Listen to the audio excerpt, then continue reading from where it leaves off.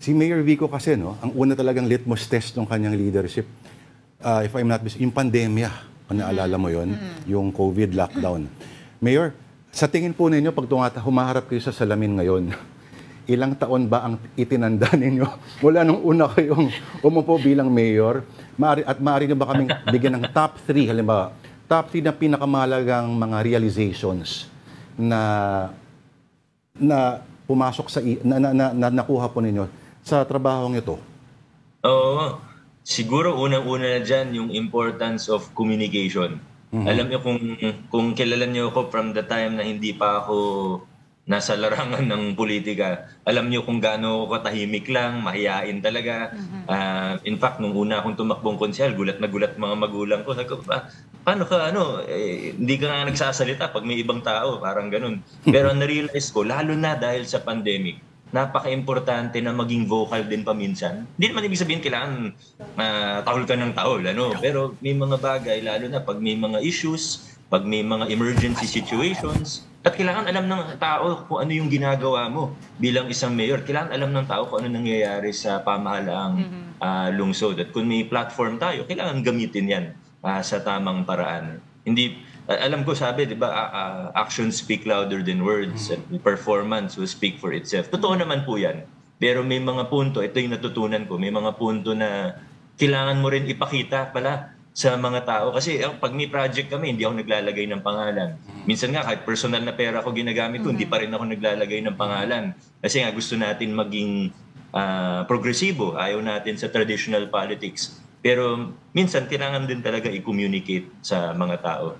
Yun po siguro yung number one lesson, lalo na dahil sa pandemic. Ito, Mayor Vico kami alam naman namin na ayaw mo talaga tong topic na to. But since it is Valentine's Day, naku baka pwede mo kaming pagbigyan. Dahil sa totoo lang, marami talaga ang nagpapatanong sa amin, Ito na.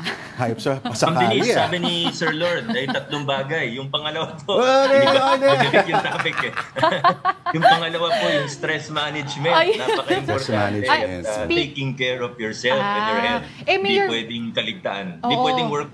Kailangan take care of your health, eat well, sleep well. Oo. Mayor Vico, dahil nahirit mo na rin naman yung stress management, meron bang tumutulong sa iyong pagmamanage ng stress? Tapos yung pangatlo po, Ma'am Denise. Biro lang po. Happy Valentine's Day po sa ating lahat. Oh, Lord. Tinapos doon. Tinapos ni Mayor yung interview. Yan ang communication skills. Di ba?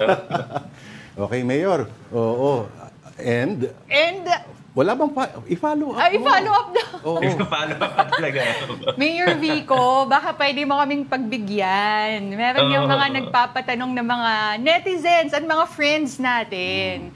Isa na si Lord. Pinapatawa ko lang po kayo, pero ang totoo naman po niyan sa ngayon ay talagang masyadong focused siguro sa trabaho. Tama.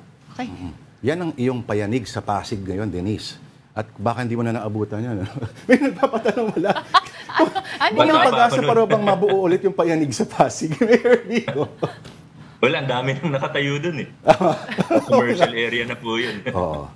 Dating amusement park nung 80s, 90s, pag December. 90s, Okay. May tanong ka ba kay Mayor Vico? Ay, hindi din sasagutin ni Mayor. So let's just leave it at that, Mayor. Hindi na kita masyadong kukulitin.